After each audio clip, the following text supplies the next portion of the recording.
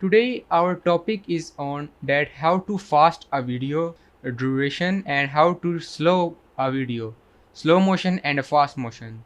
So let's suppose I import these two videos and I want to slow a duration of this. I will simply click on this meter and the custom speed.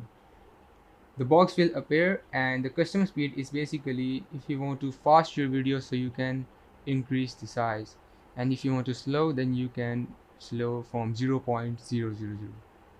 So I want to slow this video this. As you see that the video is slow motion and the fire is in slow motion. I want more slow motion, so I will do this. The video duration will extend and this video will slow motion, and another video I want to make it fast, so click on the meter and custom speed and increase the size. As you see that my video is small, becomes small, so because of the size and the duration of the time I will fast too. Let's, as you see that the cycles are moving fastly. So this was video on slow motion and a fast motion.